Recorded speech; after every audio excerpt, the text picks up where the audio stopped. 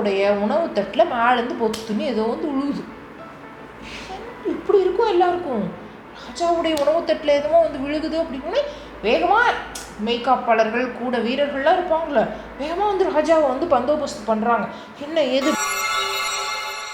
எனக்கு ஒரு கதை சொல்கிறீங்களா? இந்திய நாட்டு கதை இது. புத்தர் சொன்ன கதைன்னு சொல்கிறாங்க. அதில் அப்படி தான் எழுதியிருக்கு. என்ன அப்படின்னா, ஒரு ராஜா இருந்தாராம். அந்த ராஜாவுடைய அரண்மனை ரொம்ப அழகான அரண்மனை. நல்ல ராஜா தான். அவர் ஒன்றும் கொடுமையெல்லாம் பண்ணக்கூடிய ராஜா கிடையாது, நல்ல ராஜா தான். அரண்மனை ரொம்ப அழகாக இருக்கும். அந்த அரண்மனையோடைய தோட்டத்தில் ஒரு பெரிய மரம் இருந்துச்சு. நிறைய மரங்கள் இருந்தாலுமே அந்த ஒரு பெரிய மரத்தில் மட்டும் அழகான பூக்கள் பூத்துக்கிட்டே இருக்கும். அந்த பூக்களை பார்க்கறது, அந்த பூக்கள்லேருந்து வர மணத்தை அப்படியே ரசித்து நுகர்ந்து பார்க்கறது, அந்த மரத்தடியில் போய் உட்காந்துக்கிறதுனா ராஜாவுக்கு ரொம்ப பிரியமாக இருக்கும்.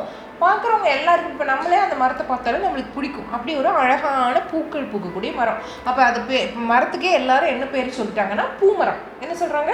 பூமரம். இது பூமரத்துக்கு பக்கத்தில் இருக்காரு ராஜா. பூமரத்தில் இன்னைக்கு பூத்துருச்சா, பூமரத்துக்கு தண்ணி ஊற்றியாச்சா, இப்படி தான் பூமரத்துக்கு பக்கத்தில் இருக்கிற வழியில் வரணும். இப்படி அந்த பூமரம் வந்து எல்லா அரண்மனையில் இருக்கிற எல்லாருக்கும் அந்த பூமரம் ஃபேமஸ் ஆகிடுச்சு. ரொம்ப வருஷமாக அந்த பூமரம் இருக்கிறதுனால அது ரொம்ப எல்லாருக்கும் பிடிச்ச மரமாகவும் மாறி போயிடுச்சு. அடிக்கடி ராஜா அந்த மரத்தடியில் போய் உட்காந்து தியானம் பண்ணுறது, சிந்திச்சு பார்க்குறது, எழுதுறது, படிக்கிறதுன்னு ரொம்ப நல்ல வேலைகள் எல்லாம் அந்த மரத்தடியில் செஞ்சுட்டே இருப்பாங்க. அவ்வளோதான், அந்த மரத்தை பார்க்குறது இதோட வந்துட்டே இருந்தாங்க. ஒரு நாள் மதிய உணவு சாப்பிட்றாங்க. பெரிய அரண்மனையில் எந்த மாதிரி ஒரு டேபிள் இருக்கும், டைனிங் டேபிள், சாப்பிட்ற உணவு கொஞ்சம் பெருசாக இருக்கும். எத்தனை பேர் இருப்பாங்க, சமையல் செஞ்சு பரிமாறுறதுக்கெலாம் நிறைய பேர் இருப்பாங்க. அயலவன் இங்கே அப்புறம் நிறைய பேர் எல்லாம் கொண்டு வந்து பரிமாறுறாங்க. ராஜாவுக்கு உட்காந்துருக்காரு. இப்படி முன்னாடி அத்தனை உணவு எல்லாம் பரிமாறி இன்னும் கூட ராஜா கூட 4-5 பேர் சேர்ந்து சாப்பிட்றாங்க. அப்படியே சாப்பிட்றாங்க. சாப்பிட்டு இருக்கும்போது டமால் ஏதோ சத்தம் கேட்டுச்சு. ராஜாவுடைய உணவு தட்டில் மேலேருந்து பொத்துன்னு ஏதோ வந்து உழுவுது. இப்படி இருக்கும் எல்லாருக்கும்.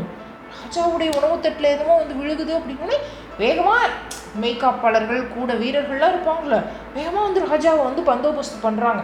என்ன ஏது அப்படின்னு தட்டில் பார்த்தா மேலேருந்து அந்த கொஞ்சம் காரை அந்த இது இருக்குல்ல மேலே, அதுதான் உடஞ்சி கொஞ்சம் விழுந்திருக்கு.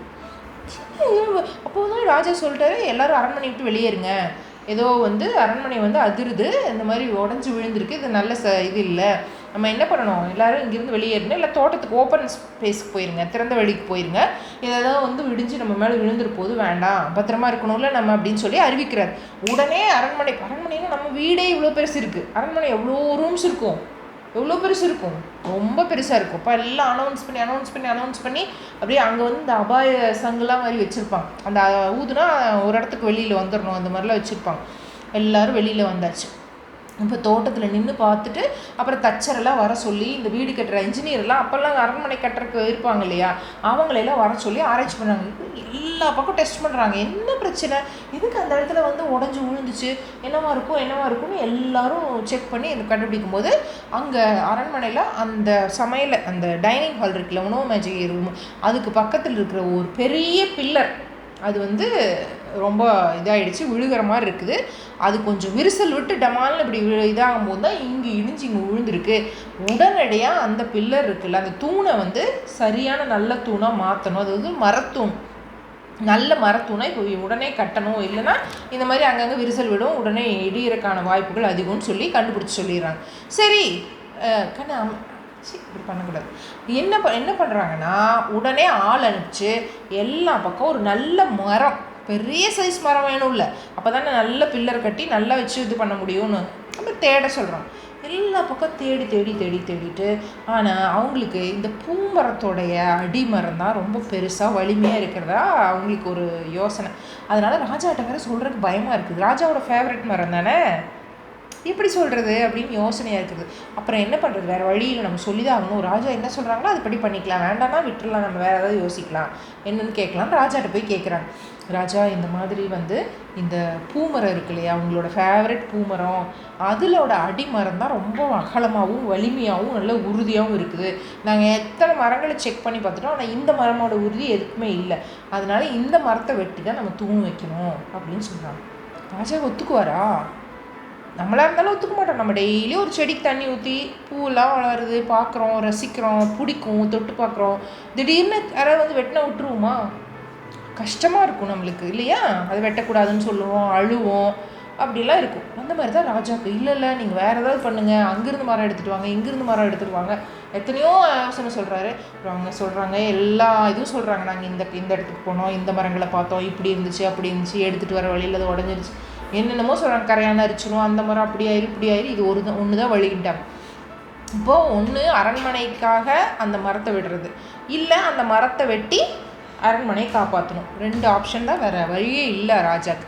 இப்போ ராஜா என்ன நினைப்பார்? அரண்மனை, இவ்வளோ பெரிய அரண்மனையை கட்டிட்டு இடிஞ்சு விழுந்த வேணா போயிருமே, சரி எப்படியாவது சரி மரத்துக்கிட்ட போய் கேட்போம், மரம் என்ன சொல்லுதுன்னு பார்ப்போம், எனக்கு ரொம்ப பிடிக்குமே, நான் போய் எப்படி வெட்டுறேன்னு சொல்கிறது, சரி இருந்தாலும் பரவாயில்ல நான் போய் கேட்குறேன்னு சொல்லிட்டு மரத்துக்கிட்ட போய் நின்று, மரமே இந்த மாதிரி அரண்மனையில் ஒரு பெரிய தூண் வந்து விழுக போகுது, உன்னை வெட்டி அந்த இடத்துல நிறுத்தி தான் இந்த தூணை சரி பண்ண போகிறோம் அப்படின்னு சொன்னோன்னே மரம் பேசவே இல்லை. மரம் எங்கே பேசும், அது பாட்டுக்கு ஆனால் கேட்டுச்சு.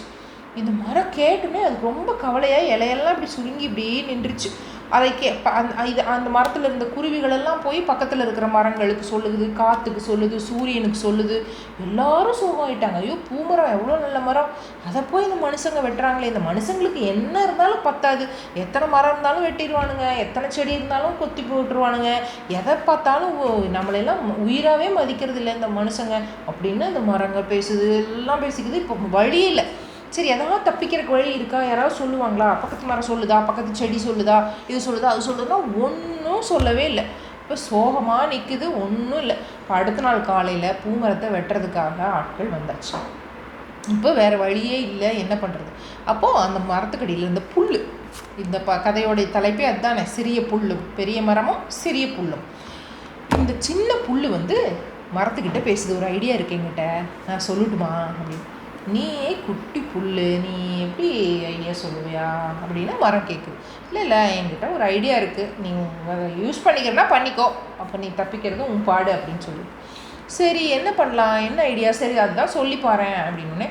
இல்லை என்னோடய ஃப்ரெண்ட்ஸ் நிறைய பேர் யார் தெரியுமா, பச்சோந்தி.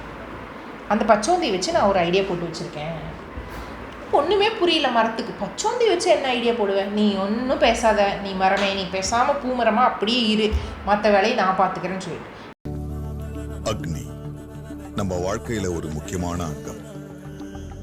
திருமணம், கிரகப்பிரவேசம், ஏன் நம்ம வாழ்க்கையில வர அனைத்து ஆரம்பங்களுக்கும் சாட்சி அக்னிதான். நம்ம நம்பிக்கைக்கு உறுதுணையா இருப்பதும் அக்னிதான். தரமானதை உருவாக்குறதும் அக்னிதான். இப்படி தரத்தினால உருவாறதுதான் அக்னி 500D கம்பிகள். உறுதி, தரம் மற்றும் நம்பிக்கையின் அடையாளம் அக்னிக்கு நிகர் அக்னிதான். அடுத்த நாள் காலையில் கோடாரிகளையும் கடப்பாரி கத்தி இதெல்லாம் தீட்டிக்கிட்டு மரத்தை வெட்டுறதுக்காக ஆட்கள் வந்தாங்க அரண்மனையிலிருந்து. வந்துட்டு மரத்தை வெட்டலான்னு சொல்லிட்டு போய் சரி உறுதியாக இருக்கா, எந்த மாதிரி இருக்குன்னு செக் பண்ணுவாங்க இல்லையா, அப்படி செக் பண்ணுறதுக்காக ஒரு பெரிய குச்சியும் இரும்பு தூணையும் எடுத்து அந்த இதில் மரத்தில் அடிக்கலாம் அப்படின்னு சொல்லிட்டு போய் அது மேலே இப்படி வைக்கிறாங்க. வச்சா மரம் வலுவலுன்னு வழுக்கிட்டு குழக்கலான்னு போகுது. ஐயோ சரி வேறு இடத்துல செக் பண்ணலான்னு எல்லா இடத்துலையும் இப்படி ஆயிடுச்சு.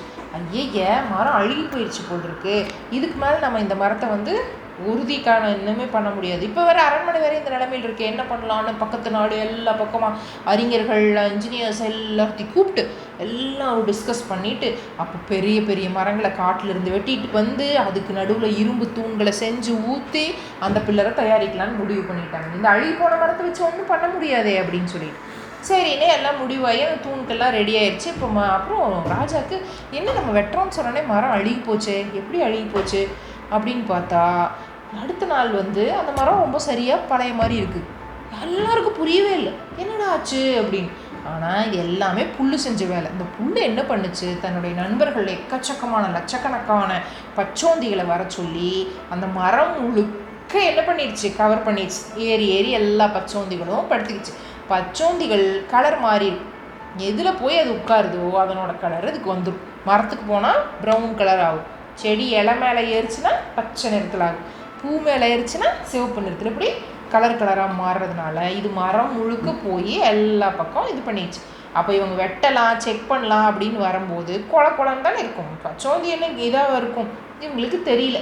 அதனால மரம் அழுகி போச்சு, என்னமோ அது உறுதி இல்லாமல் போயிடுச்சுன்னு சொல்லிட்டு வெட்டாமல் போயிட்டாங்க.